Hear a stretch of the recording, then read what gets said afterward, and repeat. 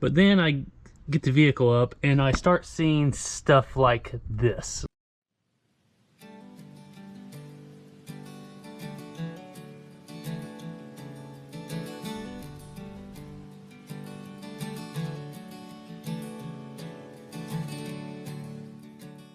Greetings YouTube, this is your resident Landcruiser nut, and today we are going to be replacing end links.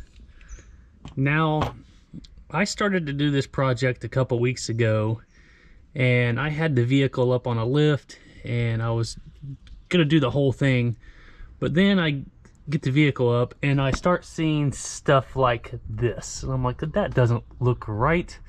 And then I go over to the other side and it's missing, you know, these caps, and I'm like, somebody's been in here before and really screwed this up. So I went back, and during the project I was just going to replace just the bushings, but instead I decided to order the whole end link component, new bolts, and also new bolts to go up into here, because you can see again right there, you know, this isn't correct.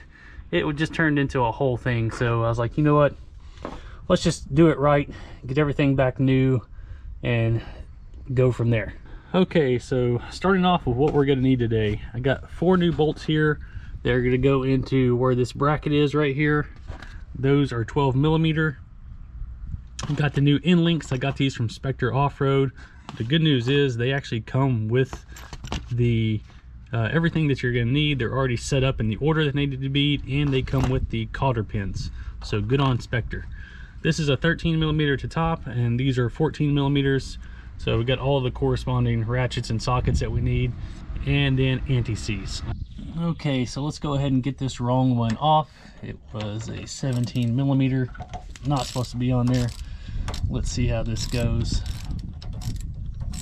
I have a feeling this will be fun. That wasn't on there very tight.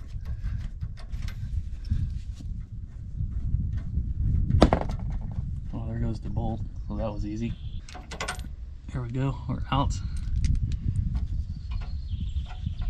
Alright, that's that part done. Next, we'll move over to this 12mm on top. See if we can drop that down. Kind of a tight fit, but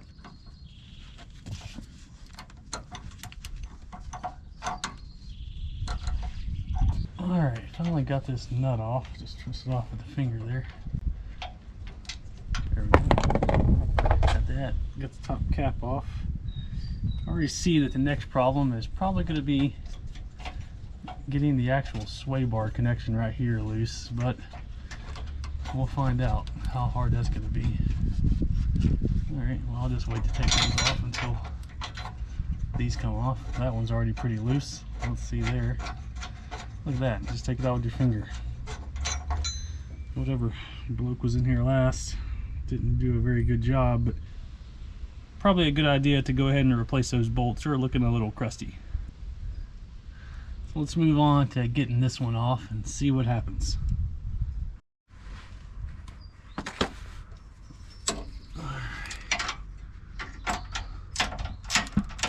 Actually, get in from this angle. Might have more swing. Yeah, I can almost take that off on my finger too. So, obviously, this is going to be quite difficult to come off. Maybe not. Oh, look at that. Actually came off pretty good, yeah? Alright, let's see how we go about getting the new one back on. So far, this is far simpler than I thought. Alright, let's see about getting this guy on. Got the anti-seize on one of these bolts. We'll see if we can get it started without getting the anti-seize on your fingers. Getting this stuff off is not easy.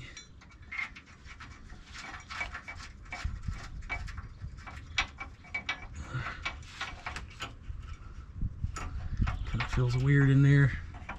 Don't want to cross thread these.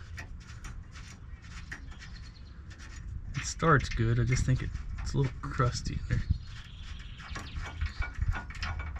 There we go. Alright, let's get the new one on, the other one on. I gotta say, so far this seems absolutely easier when the vehicle's on the ground. We'll see what happens here shortly, then we're going to tighten everything up. Alright, so 12mm. Get these snug and then come back and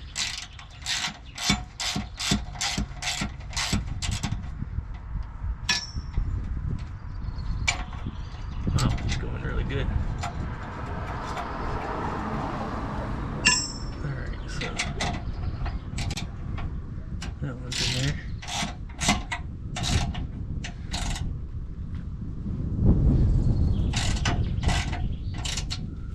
Snug enough.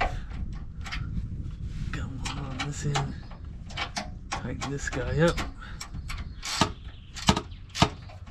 There we go.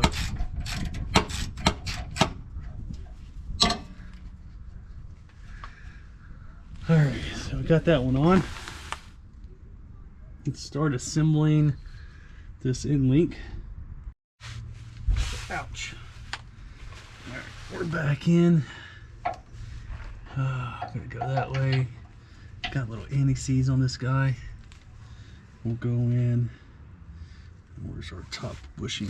What'd I do with it? Right there. And lower him down. There we go there. We'll stick our bolt and our through here.